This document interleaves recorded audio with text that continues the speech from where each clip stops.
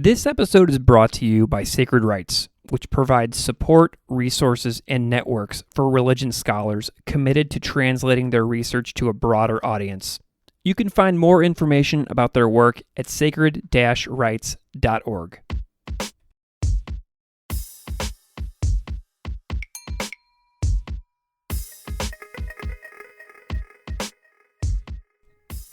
Welcome to Classical Ideas. This is Greg Soden. On this episode, I am delighted to welcome Dr. Sara Swenson. Sara Swenson works as an assistant professor in the Department of Religion at Dartmouth College. Her current research explores how grassroots charity volunteers in Vietnam adapt Buddhist values and practices to navigate ethical struggles amid rapid urbanization. And that is the topic that we go into today as we discuss her book, Near Light, We Shine, Buddhist Charities in Urban Vietnam from Oxford University Press. The book is generally about Buddhists in Vietnam addressing humanitarian needs by popularizing charity. Vietnam's rapid urbanization has intensified social service demands while straining public infrastructure, and in response, charity volunteers are building roads, subsidizing medicine, and giving away food. Near Light We Shine draws on 2 years of ethnographic research conducted in Ho Chi Minh City to analyze why and how people join these grassroots movements. I talk about all this in the episode with Dr. Sara Swenson, so please enjoy our conversation.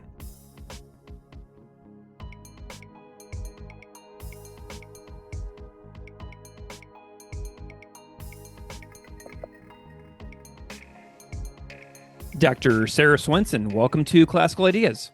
Thank you, Greg. I'm so excited to join you. I am delighted that you're here as well. I'm wondering if we can kick this off by having you just introduce yourself a little bit to the listeners out there so they know a little bit about who you are and what you do. Absolutely. I am honored to work as an assistant professor at Dartmouth College, where I have the best students in the world. I got my PhD from Syracuse University, where I also studied religion, and I hold an MA in comparative religion from the small but mighty Iliff School of Theology in Denver, Colorado. Wonderful. The Iliff School of Theology has appeared on this podcast many times. I have so many people that have connections to that school that have appeared as guests on the show. So every time another one pops up, I'm like, man, that school really has a lot going on over there. Yeah, we've got like not a huge amount of alumni, but you find Iliff people everywhere. That's so funny. I want to know a little bit about that academic path a little bit more.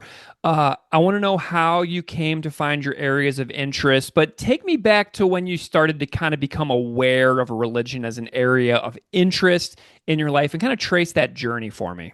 Yeah, I had kind of an unconventional path into academia. I didn't even realize you could get a PhD in religion until I was like 22, 23 years old. My parents met as Christian missionaries in Appalachia, and then they moved to rural Minnesota, where my dad worked as an itinerant Christian minister. So we moved all around some of the poorest counties in Minnesota. And my mom likes to tell this story that I was the only kid in my third grade class who could read. I don't know if that's totally accurate, but that's how she tells the story. I do know that the teacher didn't totally know what to do with me during literacy lessons, so she sent me to the library to read alone in the afternoons. And that's kind of the beginning of my academic journey as an independent researcher at age 8, chilling in the library, reading biographies, memoirs, geology books, just anything I could get my hands on. I was also kind of lonely, and books became my friends. So at the library, I was invited to imagine a much bigger world than our small town or the school where I was a perpetual new kid. Moving on, I studied English and women's studies in college at the University of Minnesota Duluth, but paradoxically never took a religion class in college. I had grown up surrounded by these Christian communities where, I saw religion at its best and at its worst. At its worst, I saw ways that people would judge or exclude some of our small town neighbors because of their race or sexuality. But seeing religion at its best, I also saw when people showed up to support each other through sickness, death, house fires, floods. Like in some of those life's most challenging experiences, church people turned up to church. When my grandpa was also in his final months with dementia, he couldn't speak, but he could still sing hymns. Well, those are all these ways that religion could be this point of comfort and grounding through some of the most difficult challenges that life throws at us. Mm-hmm. I appreciate those stories now, but in my 20s, when I was doing that English major and not taking religion classes, I just thought of religion as my family. And now I've moved on. I see it as more of a global phenomenon that had these really vital and sometimes invisible implications on our politics, our economic systems, and how we think about justice. When I graduated with my bachelor's degree, I thought I would follow my family's footsteps and go on to work in church leadership. So that's when I connected with ILIF and moved down to Denver. I took a required world religions class with Jacob Kennard around the same time that I was kind of struggling again with some frustrations and just growing pains in my own life. That world religions class totally blew my mind and very much fueled my curiosity about Buddhism and thinking about what religion does for people on this more comparative scale. In terms of turning my life trajectory towards becoming a professor, there were two stories that kind of converged around that time that also cemented my interest in Buddhism and in Vietnam. I graduated with that master's degree in religion and really didn't know what direction to take. So I went to hike the Camino in Spain, but never actually made it to the Camino. Yes. I had one rule on my pilgrimage journey, which was that I would go wherever someone else told me to go. So I went all the way up to Iona in Scotland, down to Taizé in France. And then when I got on a train to go hike the Camino, I took the wrong train. Mm. So the train ticket taker was really kind and let me just like stand in the hallway as I was like rapidly Googling where we were going and what was nearby. And I realized that actually the train was going near Plum Village Zen community, also in southern France. I knew Plum Village because I recognized the name of the founder, Thich Nhat Hanh, from the back of a book that my dad had loaned me when I was in high school. So I dropped in on the Plum Village Zen community. Amazingly, didn't even, took for granted that I was able to get a spot there and heard the founder, Thich Nhat Hanh, give lectures for the course of that week. That experience totally was transformative for me. I loved the way he talked about mindfulness and love. I became intensely curious about Vietnamese Buddhism. And then when I came back to Denver, I started joining a group of friends going up to a small monastery in the mountains called Compassionate Dharma Cloud. But there again, I was trying to kind of replicate the experience that I'd had at Plum Village Zen Monastery, joining this Zen mindfulness group. But the Compassionate Dharma Cloud was also supported by a huge community of Vietnamese Americans who practice Buddhism in a very different way than our little Zen sitting circle.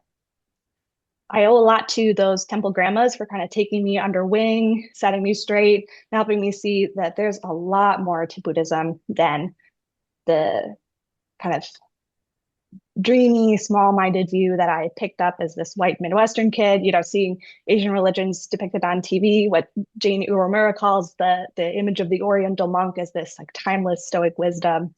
But to get to join that community with the Vietnamese American grandmas and see how, in that case too, religion was just as much woven in with family celebrations, big life events, struggling with those sorrows and difficulties of sickness and death and people coming together for one another.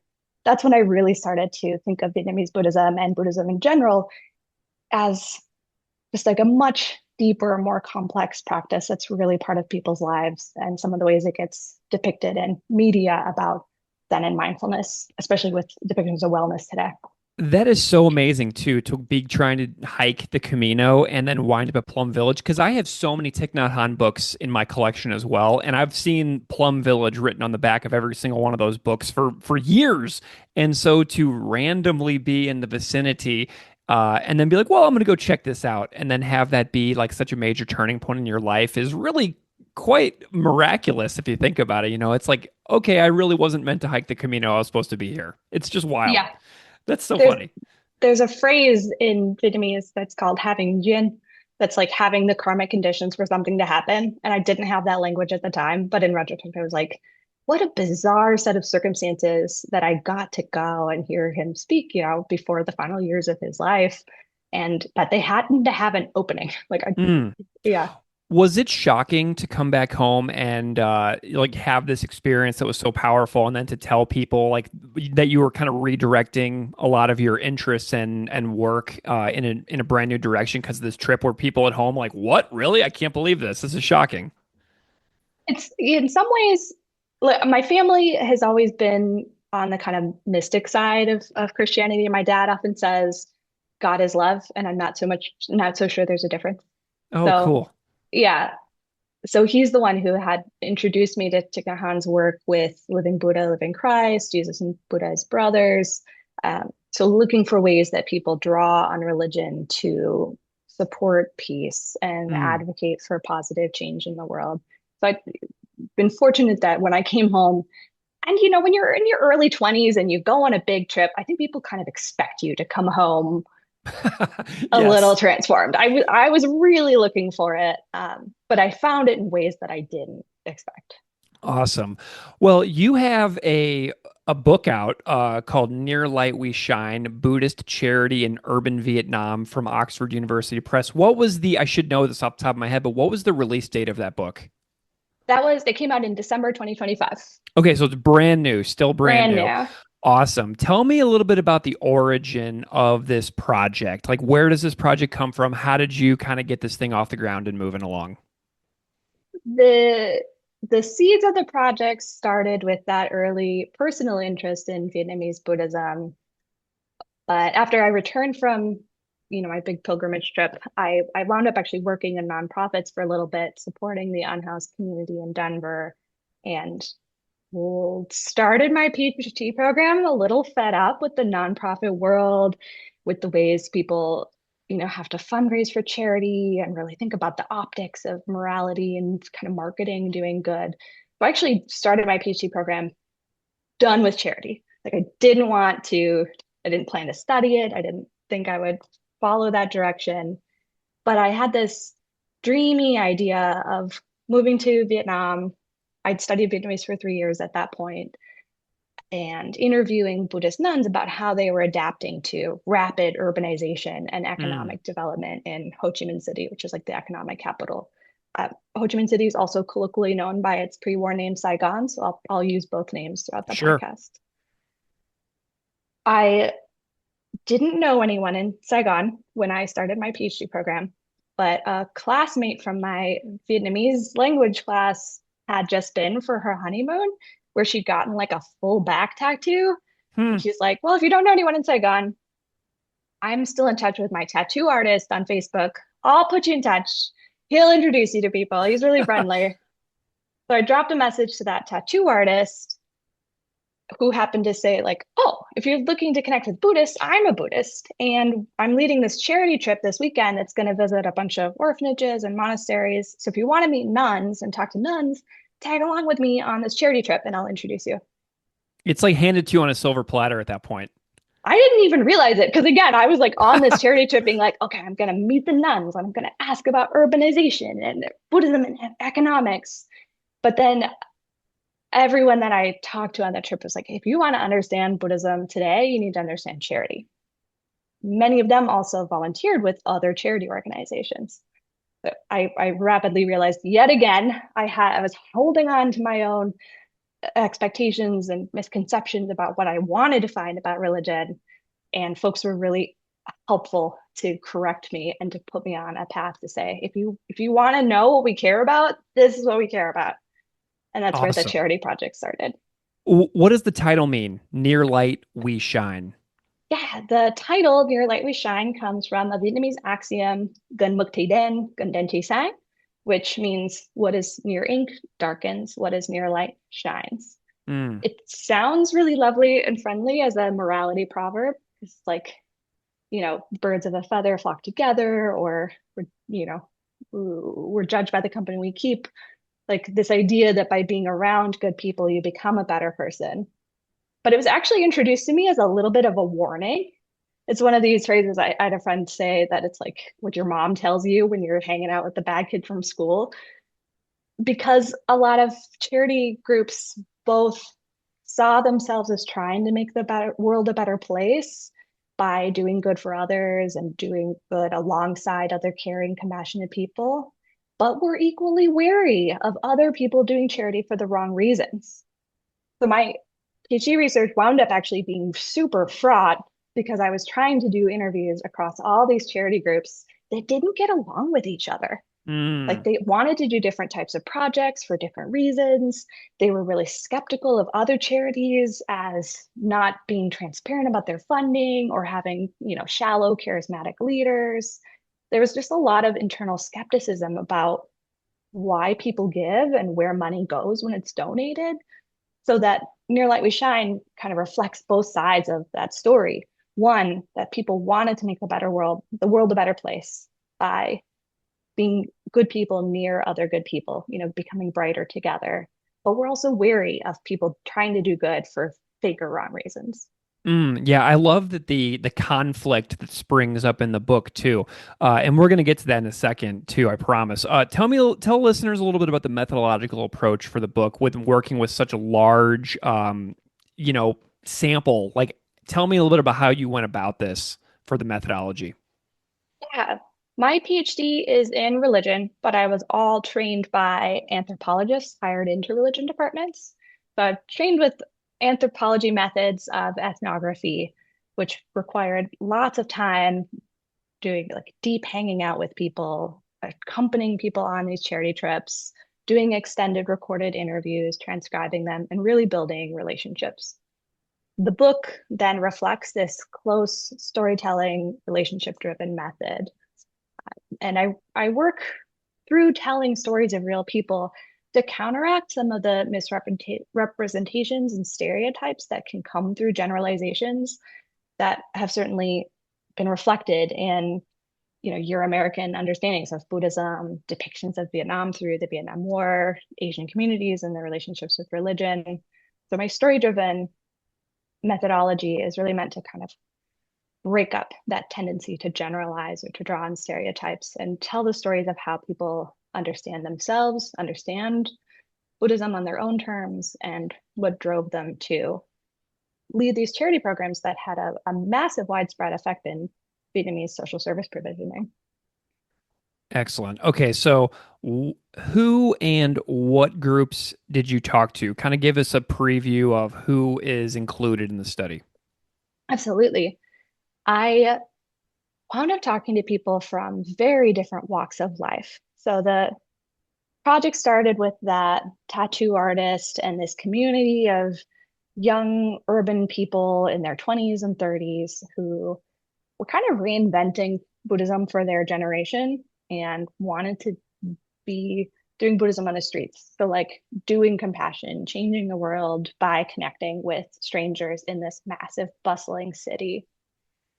From that friend group, I also connected with a large community of young queer men who'd come as urban migrants seeking, queer community and romance and also upward mobility in Ho Chi Minh City and found each other through these charity groups. I worked with a group of low-income single moms who, were modeling care for others for their kids by giving out food to unhoused people living on the streets. And I joined some, college students who were putting on children's fairs for children living in rural areas. And then I also joined a group of communist veterans who had worked for the government and then retired and were just really bored. They'd spent their entire lives and careers building the nation. And then we're like, I don't want to just sit around babysitting my grandkids. I want to keep doing my part for the country. I want to keep modeling socialism for others.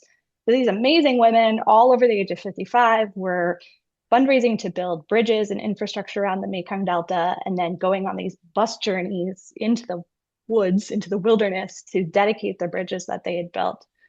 So I got to meet people again across vast demographics, bisexuality, age, gender, um, and political backgrounds too, that were doing charity in different ways for different reasons.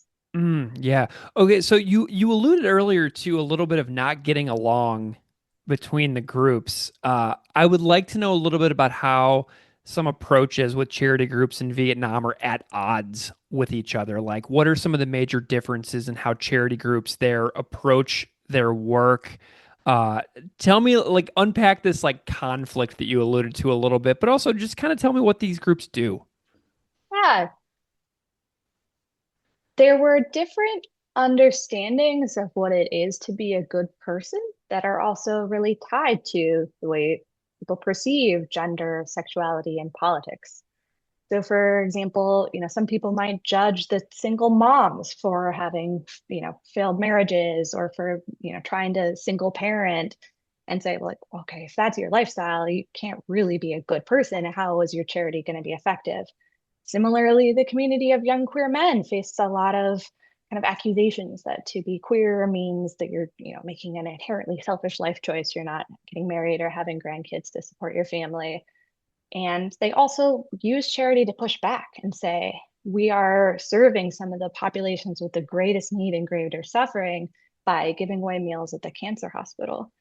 So charity was both this site where people people did draw on stereotypes about morality in order to kind of judge and assess one another, but also pushed back by performing kindness and care on their own terms.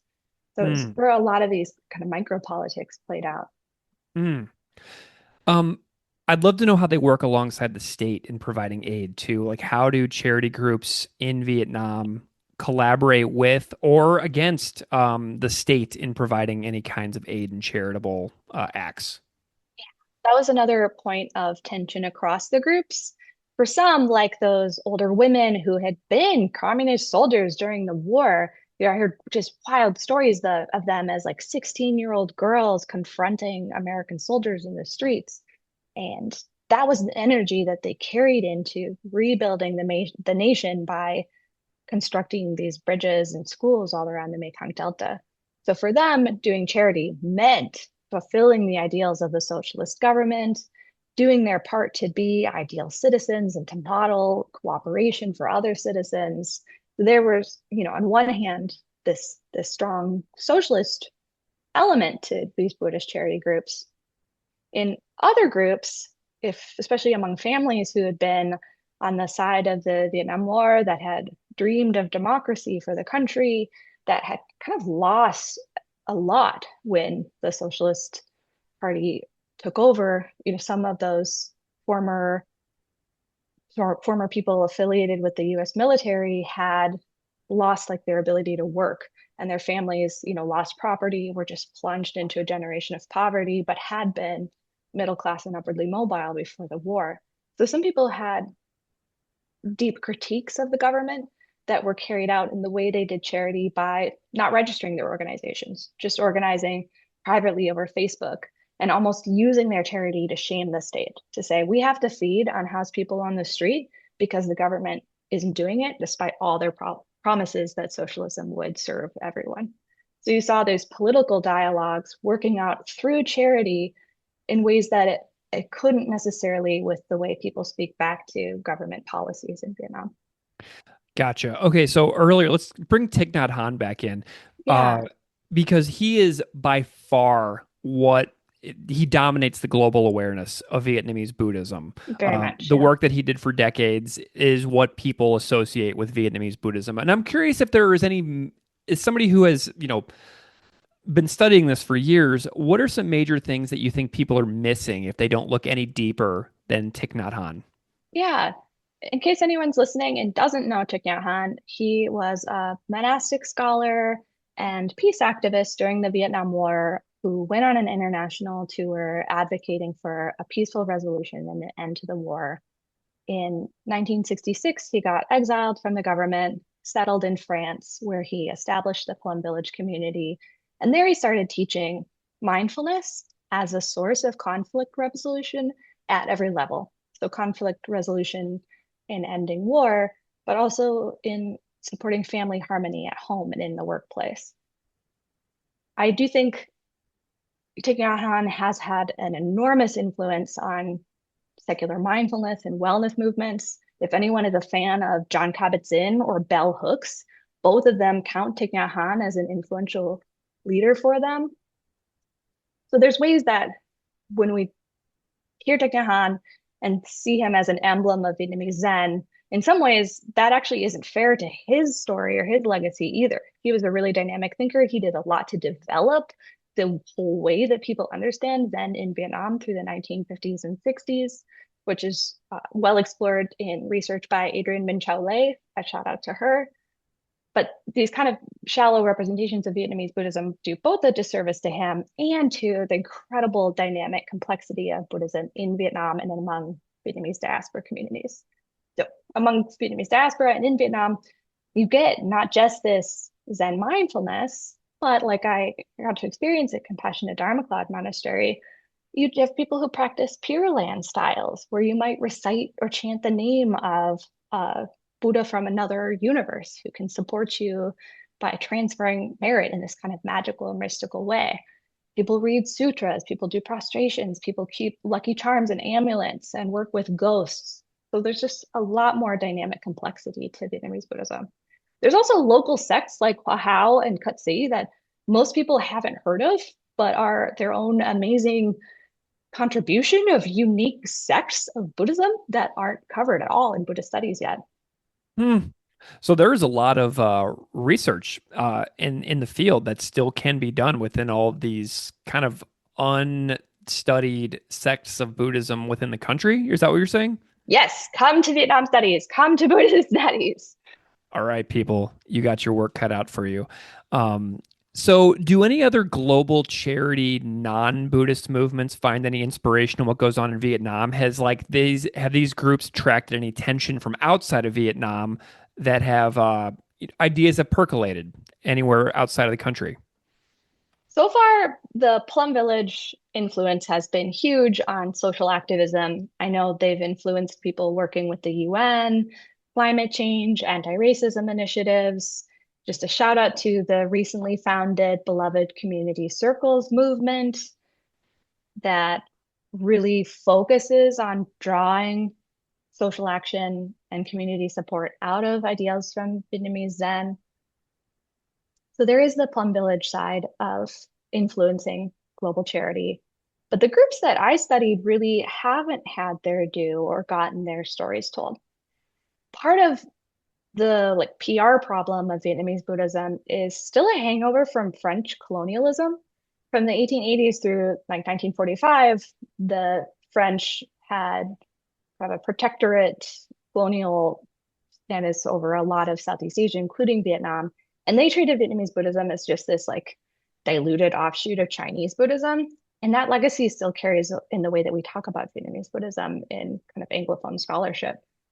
So the charity movements that I studied really haven't gotten their due or been respected for the amazing complexity that they bring in the way people practice Buddhism, in the way that they weave Buddhism into social service responses.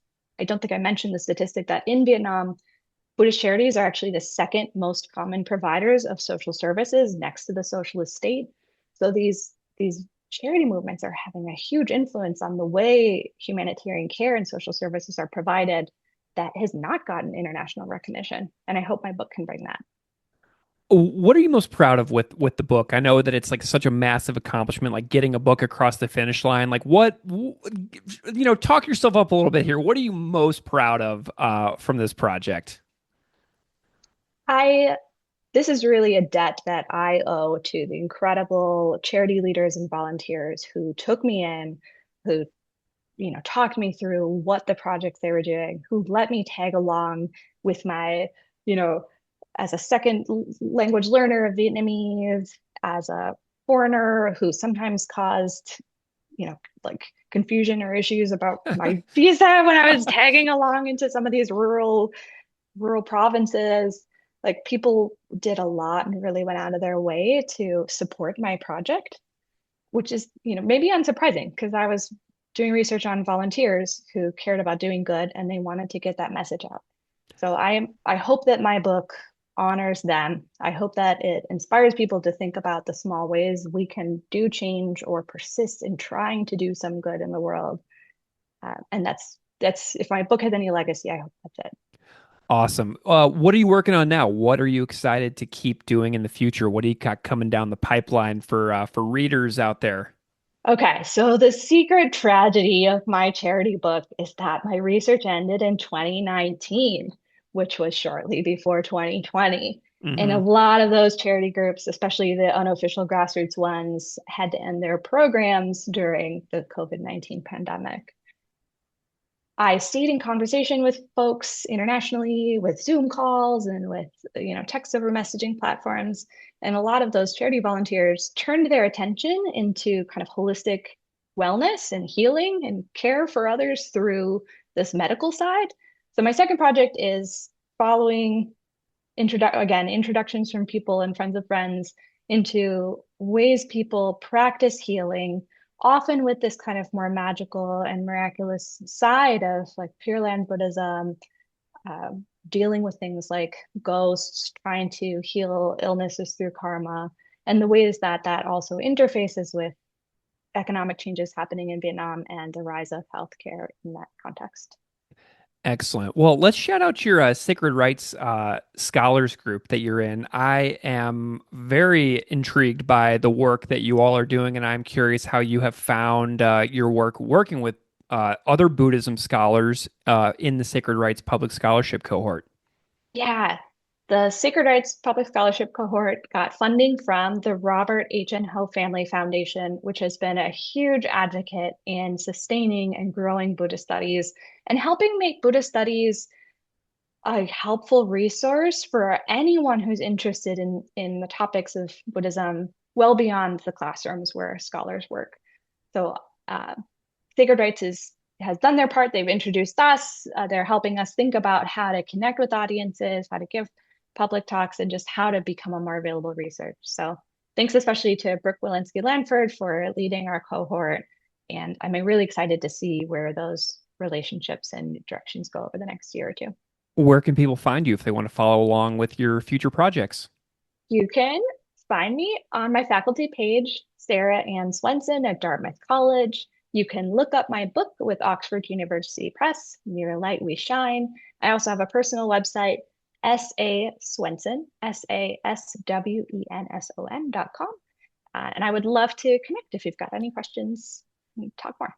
Dr. Sara Swenson, thank you so much for coming on Classical Ideas. It has been a delight looking at Near Light We Shine, Buddhist Charity in Urban Vietnam, as you said, from Oxford University Press. If anybody out there listening wants to check it out, there is a link to go directly to the book's website in the show notes. So go check that out. Dr. Sara Swenson, thank you so much for being here. Thank you so much, Greg. It was wonderful talking with you.